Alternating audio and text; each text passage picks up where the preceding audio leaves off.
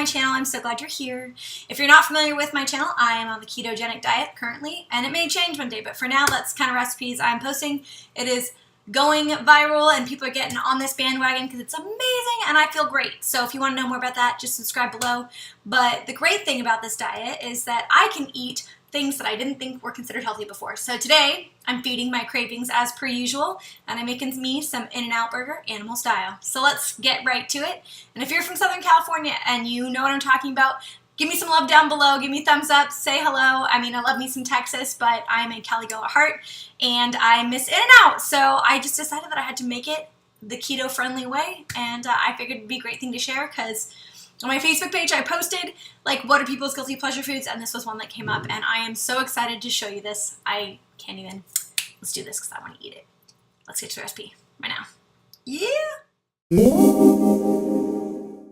Alright guys, the hallmark of a good cook and actually being able to do it is multitasking. So I've pre-cut half an onion, and I'm putting it in bacon grease with my spices so it can cook while I season the beef. I always use wet ingredients because I feel like it just adds to the flavor and it really amps up your meal. So I use A1 and Worcestershire sauce, I can never say that word, garlic, salt, and some Montreal inside the burger, and then I knead it. So if you've seen my meatloaf video, it's the exact same technique as far as kneading that. I'll put a link above.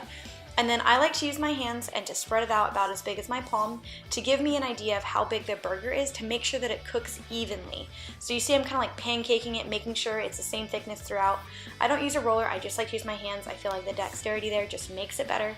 If you have one that's too thick, I just don't think that it's going to be juicy and good. And be careful with the edges because they like to break apart. So just keep working with that, cook it in some bacon grease. And of course I put some Montreal steak seasoning on the top.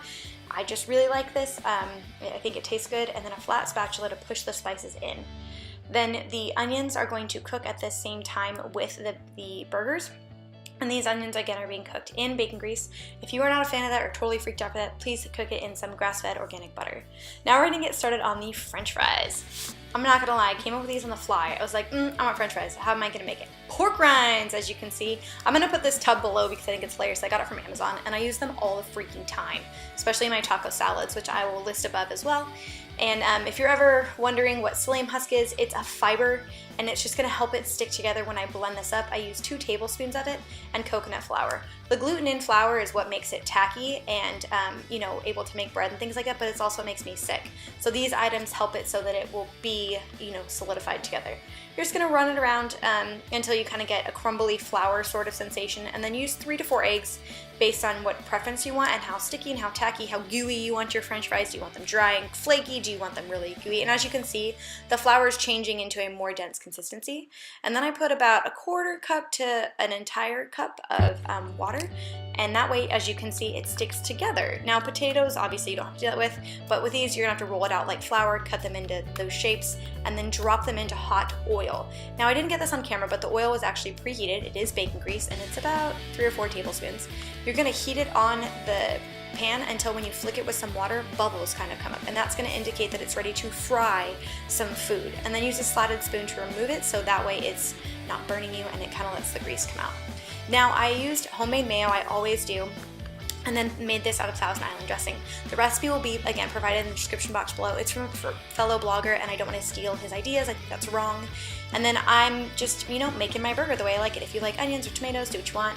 But I wanted to just showcase the animal fries, and so it's melted cheese, which I put in a convection oven, Thousand Island dressing, topped with some grilled onions, and it was freaking magical.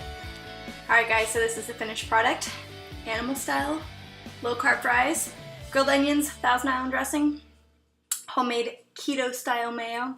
I got a burger. If you want to put red onions and tomato and all that jazz on it, I just like it really basic. Maybe some pickles, some jalapenos. It's a thing. I don't like animal style burgers, and I always got protein style even before I was keto. Like, I never liked the bread because it took away from the amazing flavor. So if you want to see more amazing balls recipes from me, please comment below with what you want to see next. Something that you think that I could not make in a keto-friendly, low-carb, gluten-free, awesomeness way. I love the challenge. It's been really fun going through this, and I want to hear more from you guys. I want to build a community here. So help me out. Comment below. Subscribe if you want to see weekly videos. Share with your fellow foodie friends. Give it a thumbs up if you like it. You know, the usual subscriber BS. Enjoy my other videos, and I will see you next time. Bye-bye. I'm so, like, scared right now. Just dropped an onion down my shirt. All right, let's try this.